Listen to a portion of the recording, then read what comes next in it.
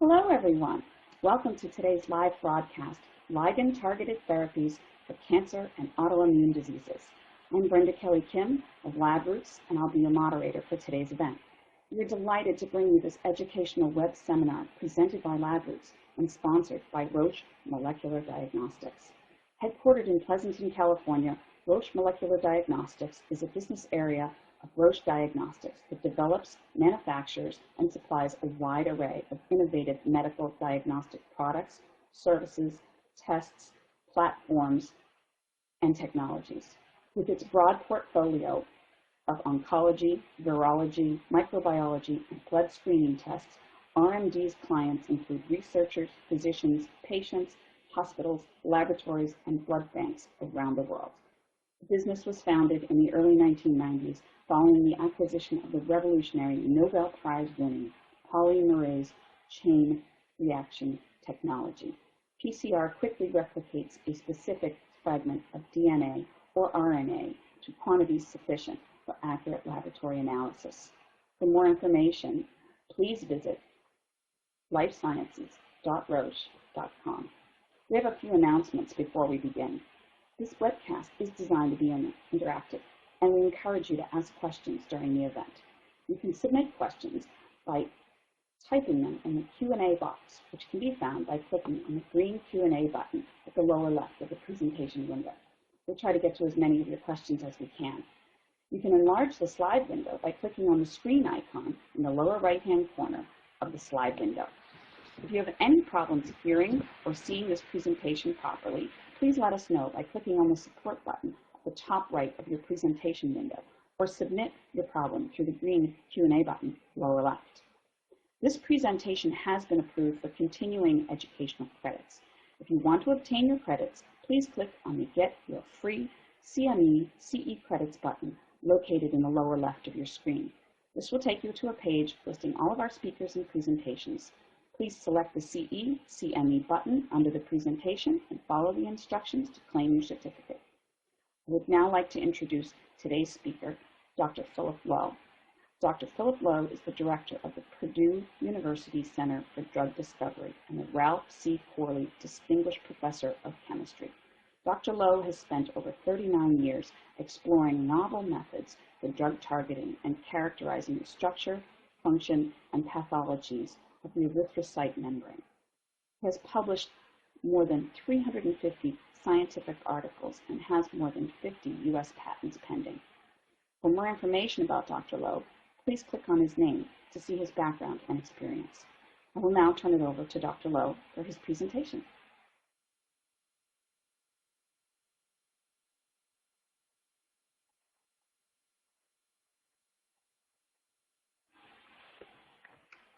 Autoimmune diseases. And we take a unique approach to trying to achieve the two major objectives that are prescribed by the FDA for any new drug. New drugs need to be both safe and also effective. And the standard method for trying to achieve both safety and efficacy in a drug is to try to build both properties into the same molecule.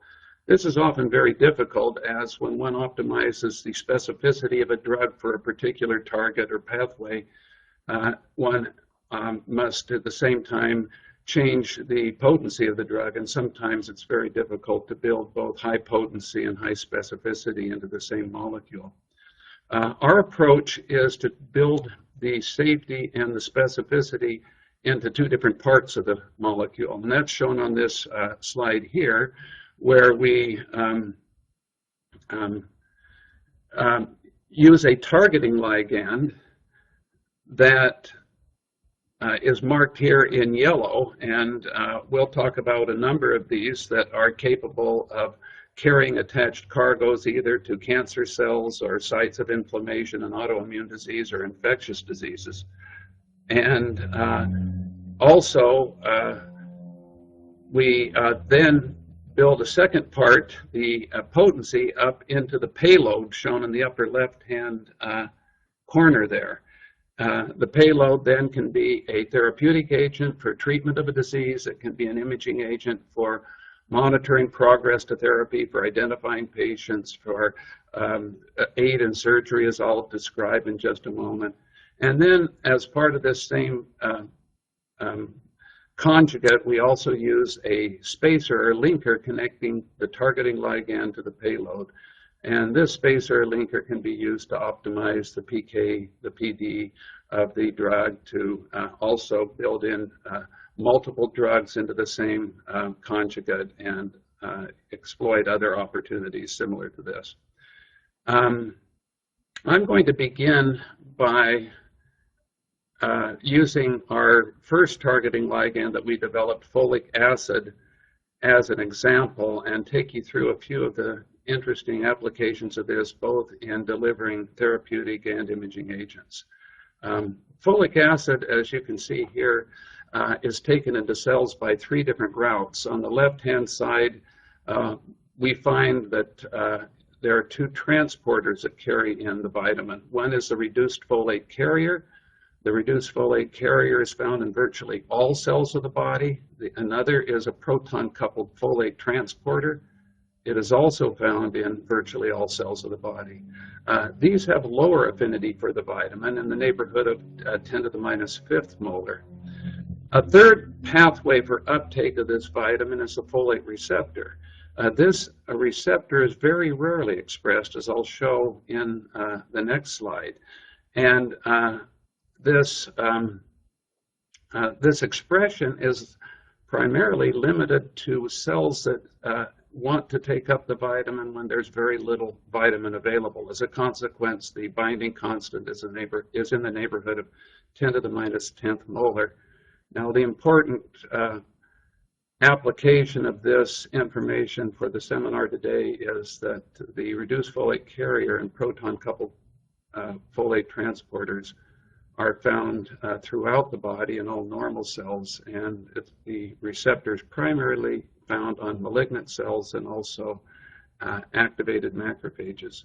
And I'll describe these, the applications of this unique expression pattern in a moment. This slide, I don't see the video running. It's supposed to show receptor-mediated endocytosis of a folate-linked rhodamine conjugate, where the arrow points, if the movie were operative, it would show endocytosis of a folate rhodamine conjugate as it invaginates at the cell surface and enters the cell. Cancer cells take in that have folate receptors take in folate conjugates by receptor-mediated endocytosis very rapidly. The internalization process takes just a few minutes, and the receptor eventually recycles back to the cell surface for more vitamin. Folate conjugates enter by the same pathway. Activated macrophages that also express folate receptors actually take the conjugates in also very rapidly, but the recycling rate is much faster. Only in a few minutes are required before the receptor returns to the cell surface. Following entry into the cell, the folate conjugates traffic through a variety of endosomes, and these endosomes are generally reducing in nature, and so disulfide bonds built into the drug molecules, as you can see, the drug mimicked up above contains a disulfide bond. These disulfide bonds are reduced or cleaved upon entry into the cells, but they're generally quite stable during circulation. And because our folate conjugates reach their sites of action in tumors or in inflamed tissues within 5 minutes and saturate the receptors within the same amount of time, the disulfide bond turns out to be sufficiently stable in circulation that we don't see much drug release, but following endocytosis into the target cell, the reducing environment releases the drug. You can see in this particular image the red spots in the center show that the released rhodamine that's connected to folate by the disulfide bond is trapped in endosomes. If this rhodamine were membrane permeable, it would diffuse out of these endosomes and enter the cell. Where are folate receptors accessible to parenterally administered folate conjugates? It turns out that a number of cancer tissues, but not all cancer tissues, overexpress a folate receptor. It's primarily found in cancers of the ovary, lung, breast, kidney, endometrial, colon, and hematopoietic cancers. As I mentioned earlier, also activated macrophages have accessible folate receptors. Activated monocytes do also, but curiously, resting or quiescent macrophages and monocytes do not express a folate receptor. So this receptor is uniquely found on only the inflamed subpopulation of these myelocytic cells. Then finally, as we'll point out in a moment, the folate receptor is expressed and accessible on the apical surface of the proximal tubule cells of the kidney.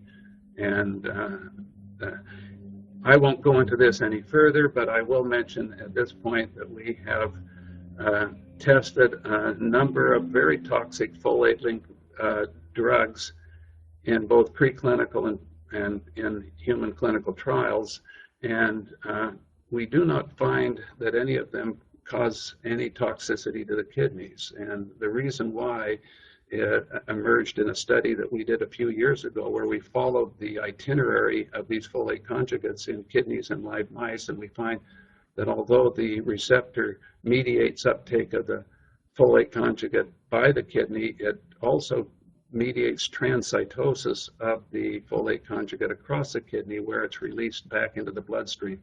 So it turns out to really be a salvage receptor to keep the patient from going folate deficient. So it captures the folate in the urine and puts it back into the bloodstream to keep you from losing the vitamin that you need.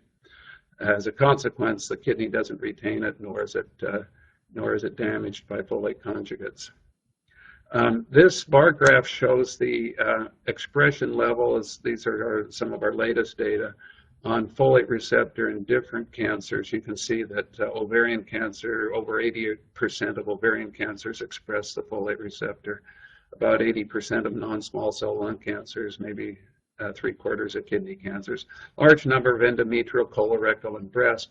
But then at the same time, you'll notice that there are quite a number of very important cancers like brain cancers, prostate cancers, pancreatic cancers, and so forth that do not express significant levels of folate receptor.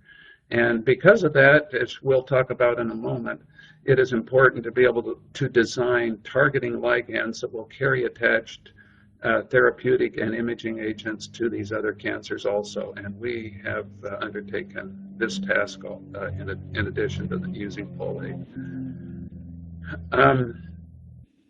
This slide here shows the distribution of folate receptors by imaging. And on the left-hand side is a healthy patient. And in this healthy patient, you can see in the whole body scan uptake only in the kidneys. And if you remember a moment ago, I told you there were 3 sites where folate receptors were overexpressed. One was in cancer tissues. Well, this healthy individual doesn't have cancer, so we wouldn't see any uptake there. Second was in activated macrophages and activated monocytes, but not in resting hematopoietic cells of any sort.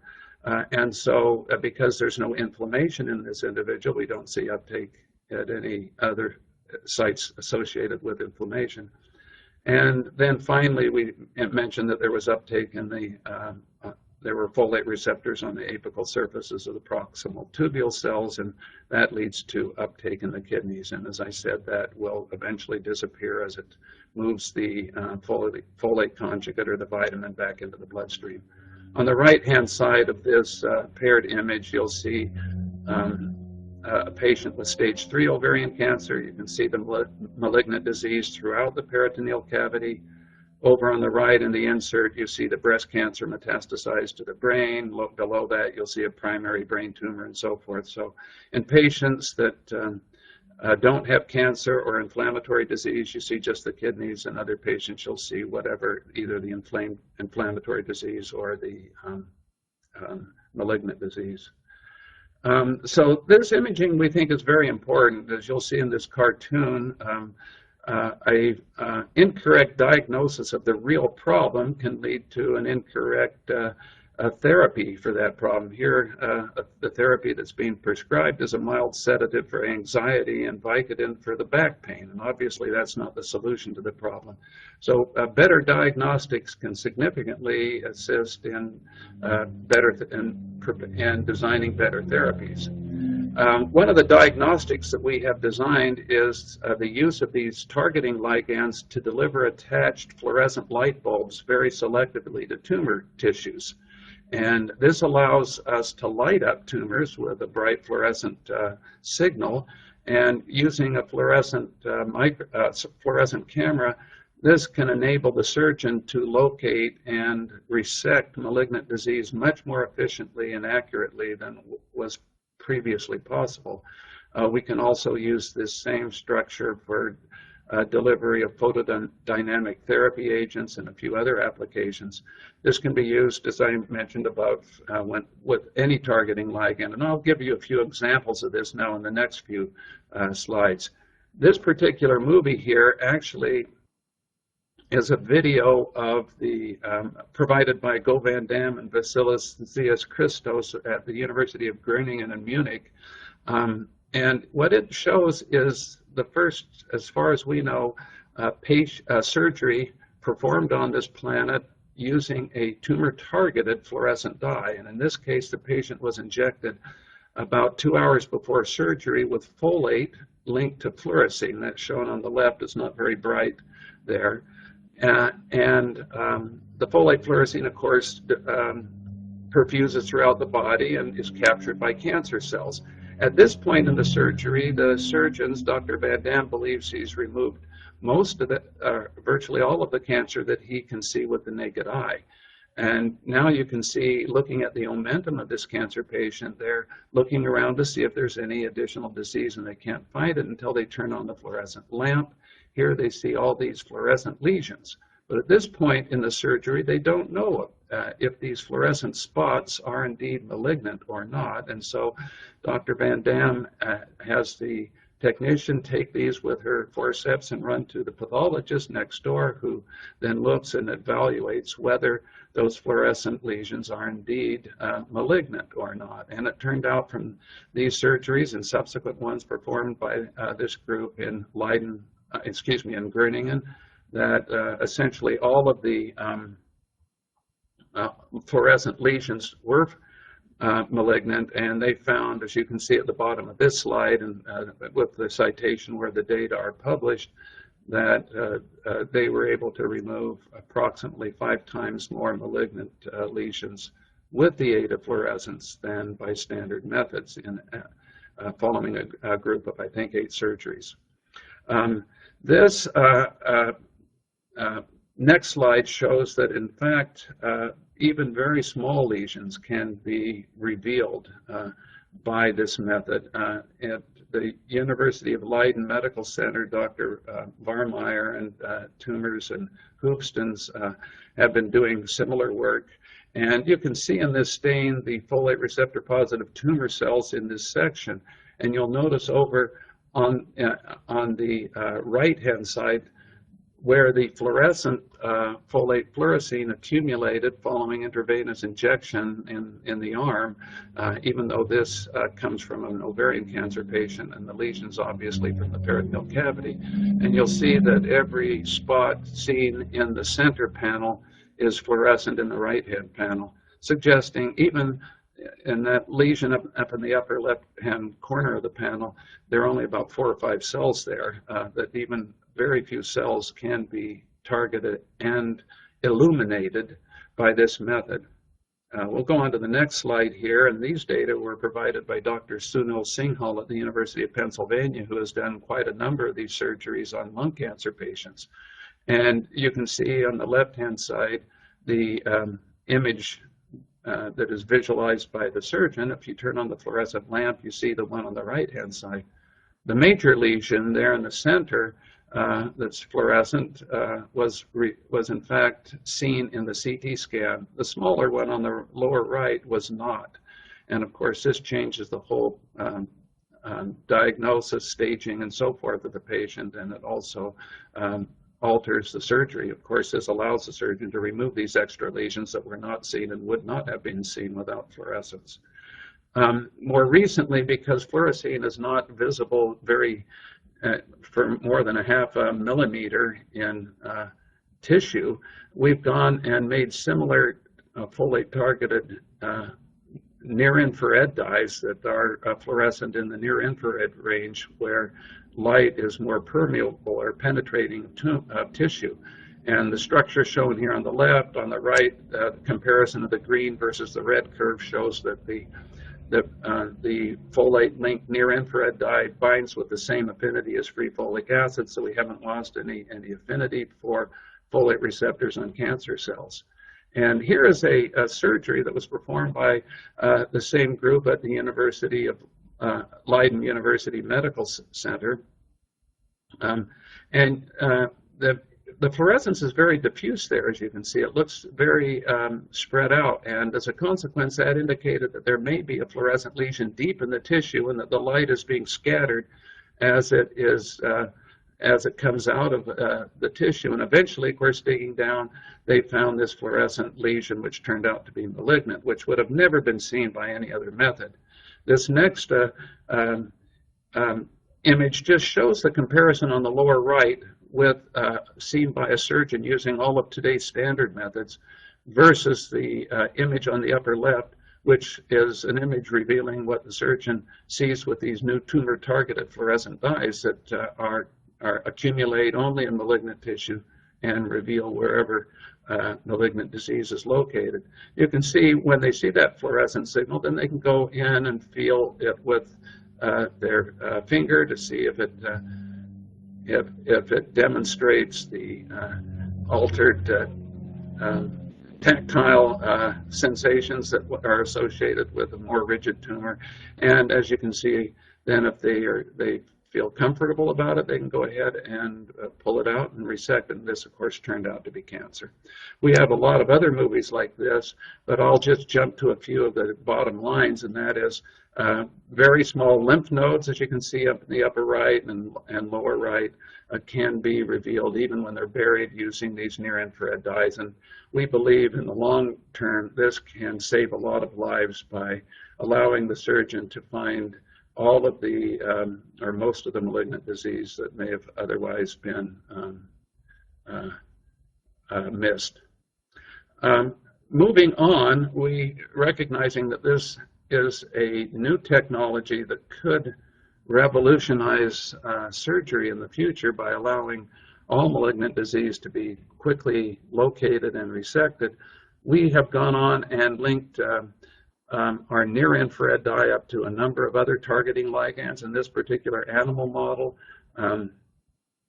we made a targeting ligand for prostate-specific membrane antigen. This will allow imaging prostate cancer. We have another one that targets cholecystokinin 2 receptor. This images some GI tract cancers.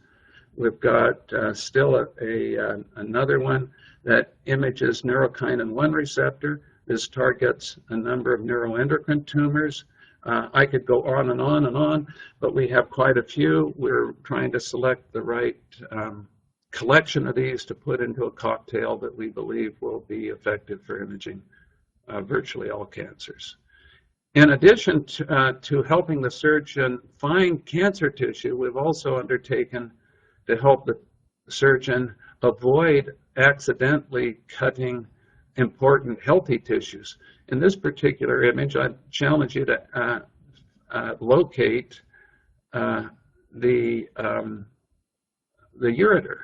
And you can see what looks like a number of different tubes on the left, going up the left-hand side, and then a little bit more to the right, going straight up and down, and even more than that. But if you really want to know, you can use a ureter-targeted dye, and when you look, you see the ureter is actually way over on the right. And this is important because there are over 500,000 surgeries for endometriosis a year in the United States, and clipping the ureter can occur. It's not uncommon during those surgeries. Also during colon cancer surgeries, it's often mistakenly clipped because it's very, very hard to see. Another potential application of this, of course, targeting nerves, and avoidance of cutting nerves can be very important in a number of surgeries. For example, in prostate cancer surgery, if the nerve that innervates the prostate gland is cut, then the patient is often incontinent and or impotent, and that's important to avoid. So this slide just lists a number of the possible uses of these tumor-targeted fluorescent dyes. We've found we can use them to quantitate circulating tumor cells. We can localize and resect, the surgeons can localize and resect more malignant disease, as I showed you. Elimination of positive margins on the tumors is very important so that there's no residual disease left in the patient. These tools can also be used for pre-surgical endoscopic diagnosis of the stage of the cancer and assessing whether surgery is even called for in particular cases. If the cancer is spread widely, then often the surgeon will decide not to operate, but just turn the patient over for chemotherapy. Assessment of disease recurrence, it's, for example, in ovarian cancer, a patient goes through surgery, is then placed on chemotherapy, and shortly afterwards, then the patient is placed on chemotherapy, and then there's a waiting period. And if recurrence does occur, it's only seen usually about 13 months later. If there were a way of assessing that recurrence much earlier, I think a lot more lives could be saved. And then, of course, as I mentioned earlier, identification of metastatic lymph nodes is important in avoiding damage to healthy tissues. So there's a lot of potential for this. Let's talk a little bit about killing tumors by targeting them with the same targeting ligands I just mentioned. I'll give one example on this. This is the structure of a drug that Endoside, a company that I founded, has taken into clinical trials. It's in phase 3. You can see here the structure involves on the left folic acid in black linked via the spacer in blue to a cleavable bond, that disulfide I spoke about earlier, in green, and then the warhead is this vinca alkaloid that is about 1,000 times more potent than vinblastine. It's a modified version of that. It was taken into animal studies, and we can see that regardless of how large the tumors are, even up to 800 cubic millimeters, as soon as they're treated, the tumors disappear. The real question was, though, with this very potent drug, which was very toxic and dropped immediately from clinical trials due to toxicity in its non-targeted form, that is, when it was just administered without a targeting ligand. The real question that we wanted to answer immediately was, what happens when we target it? Do we still suffer from this intolerable toxicity? And you can see after the first 100 patients were examined with this folate-targeted version, there were absolutely no grade 4 toxicities. There were very few grade 3 toxicities, and those were limited to constipation and the associated abdominal pain, which could be treated with an over-the-counter laxative. These are the results of the study with just a single agent administered by itself. But anyway, the prediction that targeting the drug would reduce off-target toxicity was fulfilled and demonstrated in this study. Just to illustrate this further, we saw absolutely zero neutropenia, no bone marrow suppression, even though the naked drug or something very similar to it shows that in virtually half of the patients. The drugs also, the folate's also used to select patients. In this top example of a CT scan on the left and then a folate-targeted imaging agent, well, that's a technetium-based imaging agent linked to folic acid, you can see the two lesions very clearly. And in that case, this would indicate that the malignant lesions have folate receptors, and so if we can target a folate-linked imaging agent, we should be able to target a folate-linked therapeutic agent, and we go ahead and treat that patient. In this example below, the malignant lesions circled in yellow do not show up in the folate scan, in the middle, and so the conclusion there is not to treat. And we've followed through with this, and this just shows what happens and why this pre-selection of patients with the imaging agent is so important. Here is a study with that folate vinca alkaloid only as a single agent, no accompanying cytotoxic drug. And we just looked at the survival of patients where 100% of the lesions, that's the top Kaplan-Meier curve, where 100% of the lesions express the folate receptor. And when they're treated with a folate receptor targeted drug, they do very well. In the middle Kaplan-Meier plot there, somewhere between 10 and 90% of the lesions in the patients were folate receptor positive, and they did not do as well. And then in patients where none of the lesions were folate receptor positive, they did even worse. This just demonstrates the importance of using an imaging agent for selecting patients for therapy. This is also confirmed in studies of non-small cell lung cancer patients. Again, those with higher percentages of folate receptor expression did much better in both overall survival and progression-free survival. Whoops, I don't know what happened there. I need some help. I'm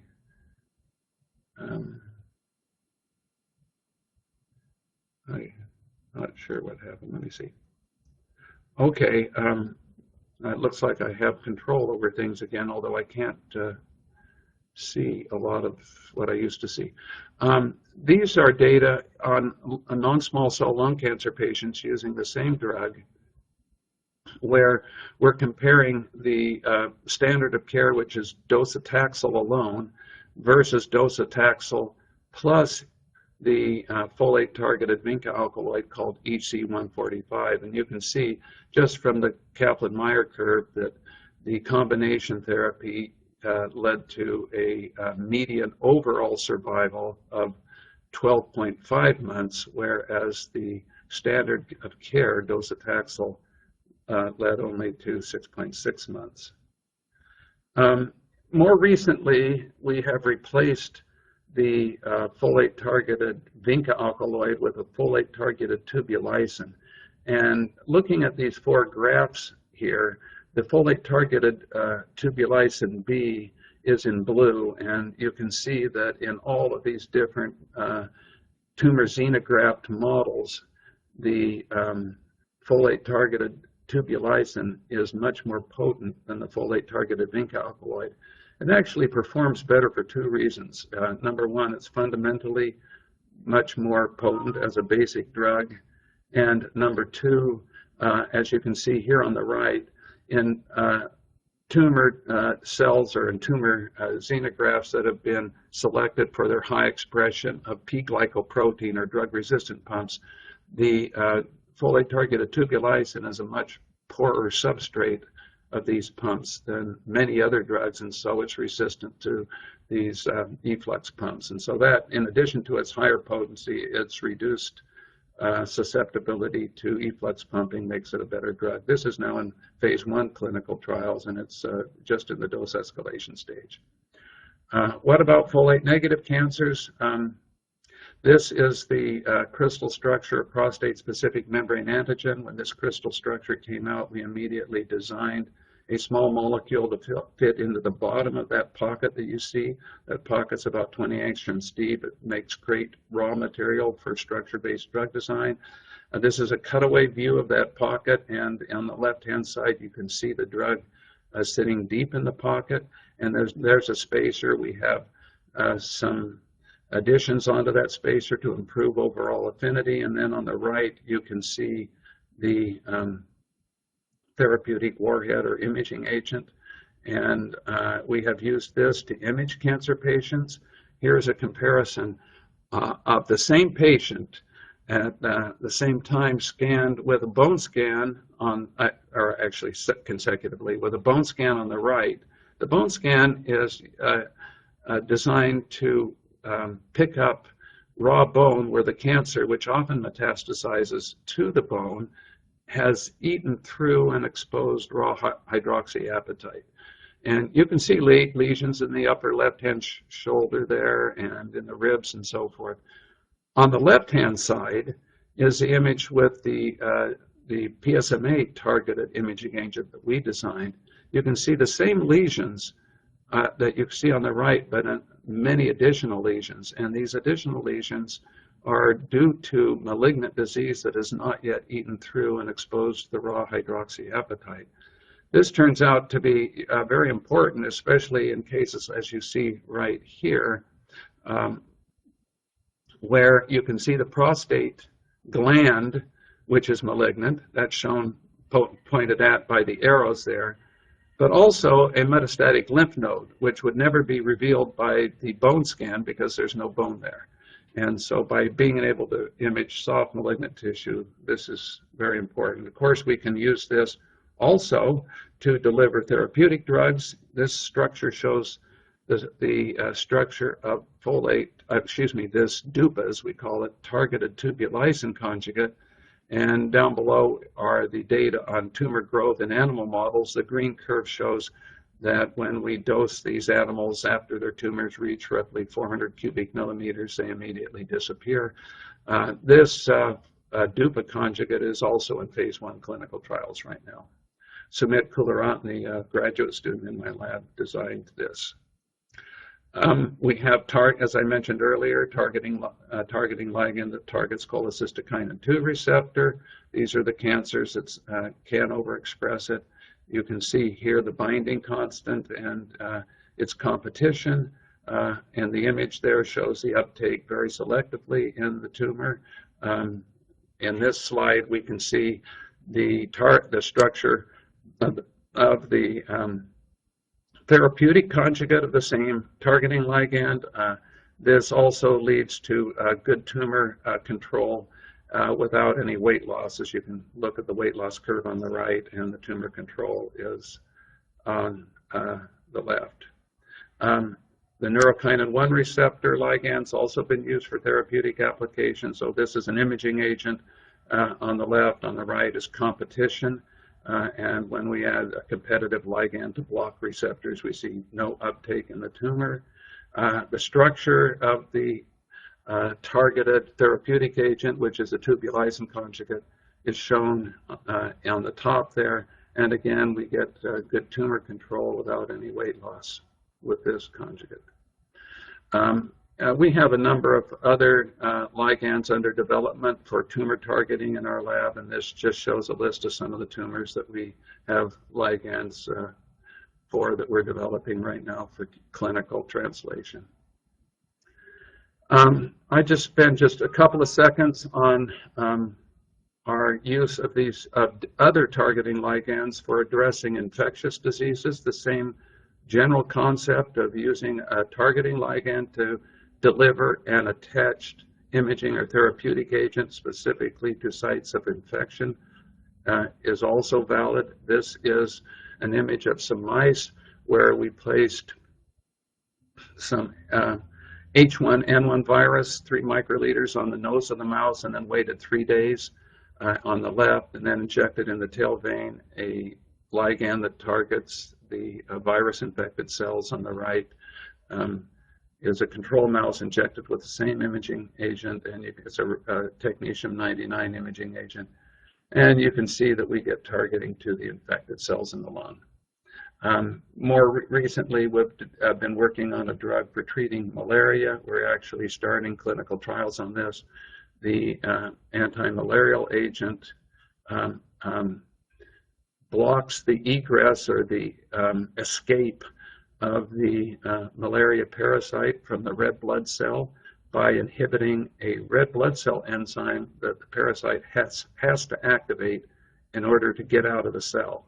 And by blocking this red cell enzyme rather than targeting a Plasmodium falciparum enzyme, we believe that we can prevent any mutation generated resistance, because the parasite can't mutate the human genome, and it relies on this enzyme to get out. And so by blocking it, we can trap it. We're starting clinical trials. We've done preclinical work in Vietnam. We're starting clinical trials very soon in both Vietnam and Africa. Finally, for the last few moments of my talk, I'd like to just address the application of this technology for treating autoimmune and inflammatory diseases. Briefly, while imaging cancer patients with our folate-targeted radio imaging agent, EC20, and we've imaged probably over 1,000 of these patients by now, we noticed in a few of them some uptake of the folate-targeted drug in the knee or in the shoulder, and we knew that a patient does not get cancer of the knee very often, so we wondered what might be happening here. To make a long story short, we obtained some synovial fluid from one of these patients and looked to see what cells in the synovial fluid might have folate receptors, and we found that activated macrophages expressed folate receptors. Further pursuit of this research area revealed that resting macrophages do not express folate receptors, nor do T cells, B cells, mast cells, eosinophils, basophils, and so on and so forth. It's a unique property of the very activated subset of monocytes and macrophages.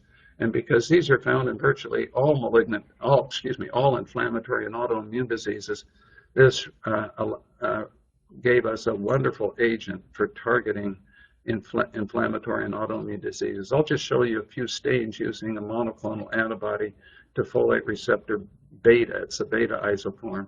And these are human tissues. These data were obtained at Mayo Clinic here on rheumatoid arthritis. The brown stain shows the expression of folate receptor on these activated macrophages. That was the previous slide was rheumatoid arthritis. This is ulcerative colitis. You can see a lot of brown spots. Those are collections of macrophages. This is scleroderma. Again, it's characterized by accumulation of folate receptor beta positive macrophages. Idiopathic pulmonary fibrosis. This is characterized by accumulation of these anti-inflammatory or alternatively activated macrophages, but still they have folate receptors, whereas resting macrophages do not. Steve Oliver at NYU at the time, he's now at Novartis, stains psoriatic tissue for us. In the upper right-hand corner, you see the green spots reveal where macrophages are located in the psoriatic lesions. The upper left, you can see the stain for folate receptor beta. Virtually 100% of the macrophages there in the inflamed tissue express folate receptors. On the lower left, you see where cells are located, and you can see based on the Herx dye, which stain nuclei, and you can see again the blue spots in the upper left-hand corner reveal that there are skin cells there, but the skin, that part of the skin is normal. It's not psoriatic, so it doesn't have any macrophages or any folate receptors. So imaging of autoimmune diseases, we can also use the imaging agent for those. These are images of rheumatoid arthritic hands. These were done at Mayo Clinic by Eric Madison. Here, Virginia Krause at Duke University looked at osteoarthritic joints, and they reveal exactly the sites where active inflammation is occurring. Here's some Sjogren's syndrome.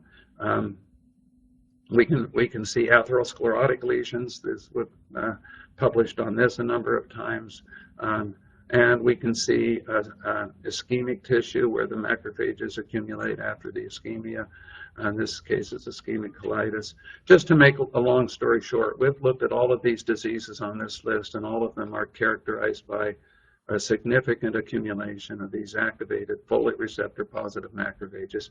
This allows for both imaging and treatment of these diseases. Let me just talk about a therapy for them briefly. We've looked at the use of a folate-targeted aminopterin. Aminopterin's a precursor of methotrexate. It's more potent than methotrexate by quite a bit, but it's also more toxic. And so we selected it because we don't worry about the toxicity, because we have control over where it goes. And by targeting it to the activated macrophages, we don't have to worry about the toxicity. Here we see EC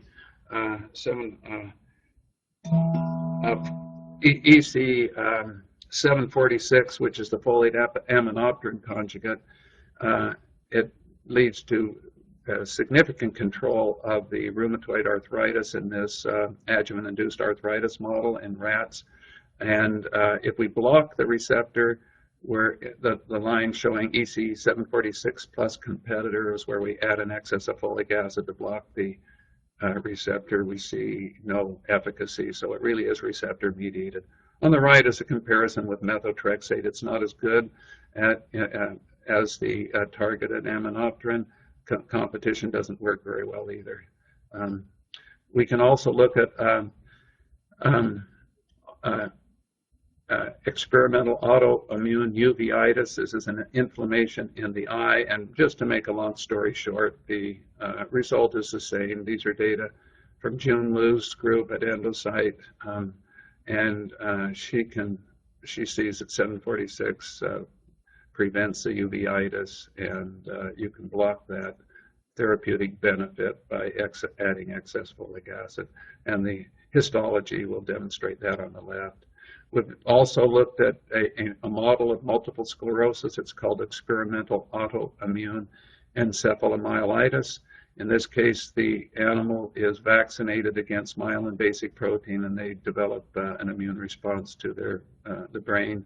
And these animals become immobilized. They can't move their legs and so forth. And if you treat them with the folate-targeted aminopterin, they recover and can run around the cage. This, again, shows some data on that. It's the same data as you've seen before, so I won't repeat it. And finally, experimental folate-targeted therapy for experimental inflammatory bowel disease. This is these studies were done in IL-10 knockout mice. They developed a ulcerative colitis, as seen in the images there on the left. And this colitis can be greatly prevented by, in this genetic model, by just treatment with the EC746, the folate-targeted aminopterin. My final topic I'd like to bring up, I think, is one that is very important for drug companies interested in conducting a clinical trial for any one of the mentioned autoimmune or inflammatory diseases. We've found that using a folate-targeted imaging agent, we can actually predict the outcome of any therapy long before the clinical manifestations show themselves. And this is an example here in this slide. We have induced rheumatoid arthritis, collagen-induced arthritis in these mice. And 3 days after induction of the arthritis, we imaged with the folate-targeted imaging agent. And the animal treated with methotrexate on the left shows no uptake in their inflamed feet, the arthritic feet. The animal treated with dexamethasone on the right shows no uptake of the folate-targeted imaging agent. The animal in the center that wasn't treated shows significant uptake. That's just due to the accumulation of activated macrophages. If you look on this slide in the upper left-hand corner, the clinical score at this time, and down below the paw thickness score at that time, shows absolutely no difference between the treated and untreated animals. That is, physically looking at swelling of the paw, redness, and all of the different parameters associated with scoring the rheumatoid arthritis, they're indistinguishable. But if you follow those same animals later on, by day 11, there are enormous differences between them. Yet that was not visible at day 3 when the imaging agent revealed it. Now this suggests that you might be able to use a folate-targeted imaging agent to predict long before physical symptoms emerge whether your drug is working or not. So, just to see if this might apply to other drugs, we looked at some biologics with the same question in mind. We looked at Enbrel and Orencia in the mouse model. And after 3 days, both of them also knocked down the inflammation in the feet as indicated by this folate-targeted radioimaging agent. The disease controls, again, shown in the center. And it doesn't show anything. And again, if you look at the plots in this paper that I think just appeared online. This has just appeared online. You can read about it. There's no indication at this early time point, even though later these biologics both had an effect on, had benefit in treating the autoimmune disease. We go on, we decided to look and see, well, maybe everything shows up. So we looked at a drug that that collagen-induced arthritis animals do not respond to, and that's naproxen. And indeed, we didn't see a response, and the clinical data confirmed that. Then finally, we decided after that we'd go to a number of different autoimmune and inflammatory diseases to see if it were the case. And this is another one, ulcerative colitis, and you can see the healthy animal on the left, no uptake. The diseased animal in our ulcerative colitis model shows significant uptake. And then when we treat that with just standard drugs for treating ulcerative colitis, cimetidine and sulfasalazine, we saw at 4 days, right after starting the treatment, significant reduction in uptake of the imaging agent, even though when you look at the clinical score at this time point, you can't see a difference. So again, we pick up and can predict the outcome long before it's evident in the clinical examination. This same thing applies, I'll just move quickly since the time's running out, for pulmonary fibrosis, which is a disease characterized by anti-inflammatory or M2-like macrophages. And again, the standard therapies there work and the results can predict it. Then we thought it might be very important, finally, in these, for use in predicting outcome when the clinical outcome would not be evident for months and months and months. And this would be in treatments for heart disease, to look at the buildup of, for example, atherosclerosis. And this is, we looked at, on the right, valsartan, rosiglitazone, ramipril, zetia, fluvastatin, and so forth. And all of them showed what we see under treatment. Very early, a very significant effect long before the clinical differences were manifested.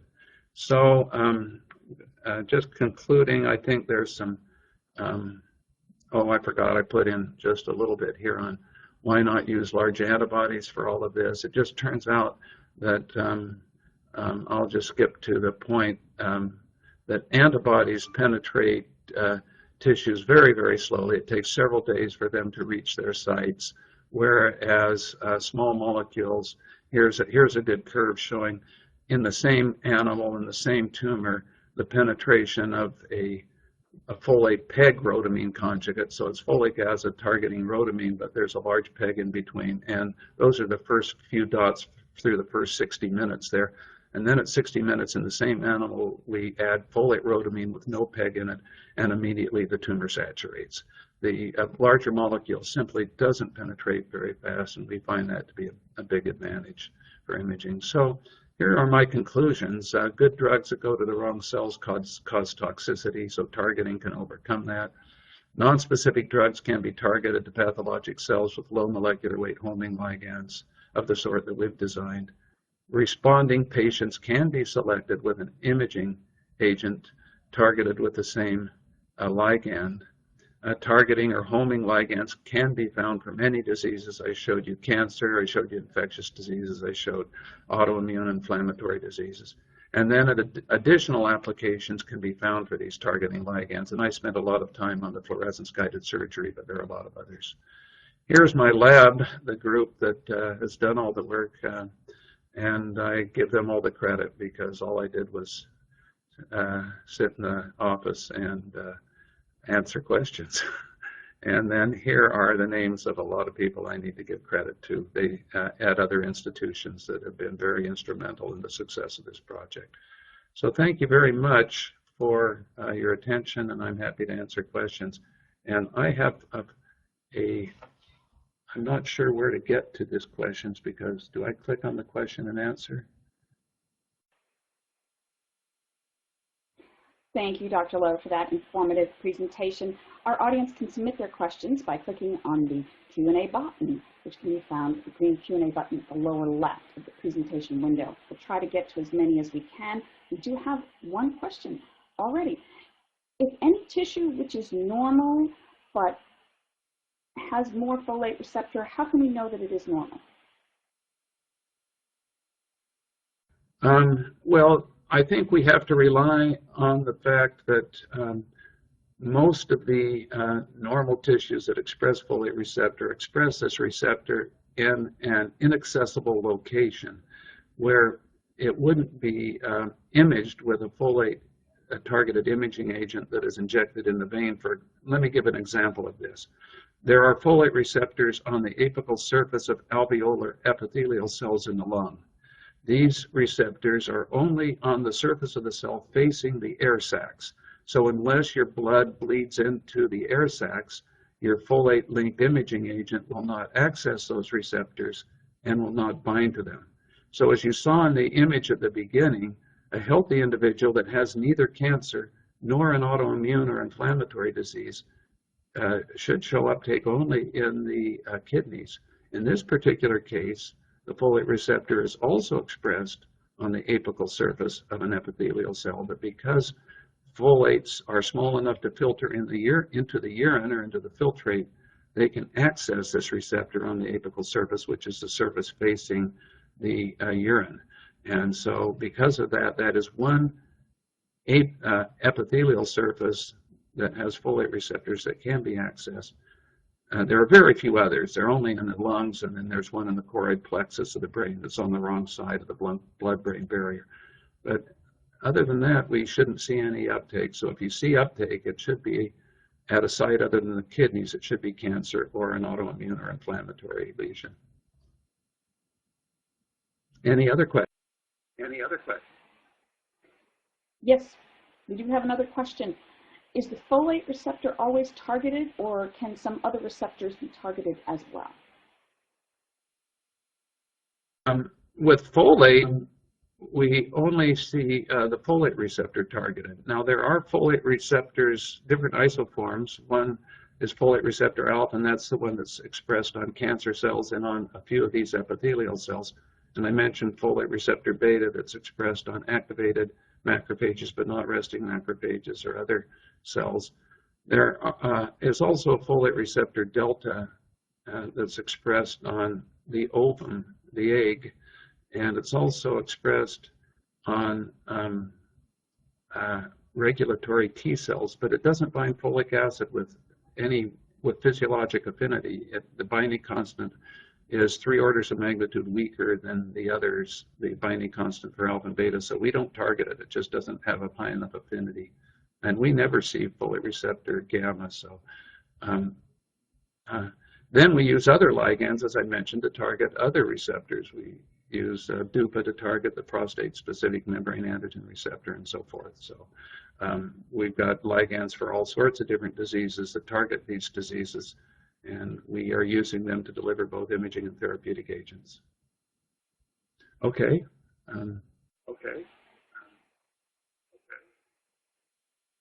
We do have time for one more question. Dr. Lowe, regarding ligand-targeted therapies, did the studies evaluate the ratio between folate target imaging and neutrophil segmentation? I'm not sure what the question's about.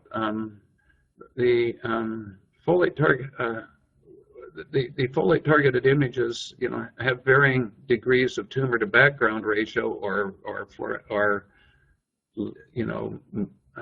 inflamed lesion to background ratio. It depends on the abundance of the cancer cells or the abundance of the activated macrophages. But where they are highly abundant, the tumor to background ratio is very high, and we don't see uptake in neutrophils. I'm not sure what the neutrophil segmentation question is about.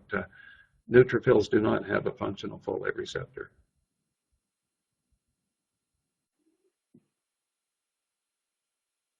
Okay, that is all the time we have for questions now. I would just like to ask Dr. Lowe if he has any final comments for our audience. No, if you have other questions, you can go ahead and email them to me. I'll try to answer them, although I get over 100 emails a day. I have a hard time keeping up with them, but certainly if there are pressing questions, be happy to address them. Thank you for your attention, and if you have any suggestions for good experiments, I'd love to have them.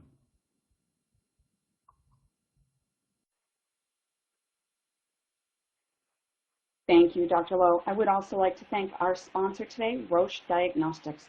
As a global leader in healthcare, Roche Diagnostics offers a broad portfolio of tools that help healthcare providers in the early detection, prevention, diagnosis, and treatment of diseases. In molecular diagnostics, Roche is driven by a vision of working with laboratories like yours to improve the medical value you offer in microbiology, infectious diseases, oncology, and genomics. We continue to meet unmet needs through our investment in research, innovation, and scientific excellence. To learn more, please visit usdiagnostics.roche.com.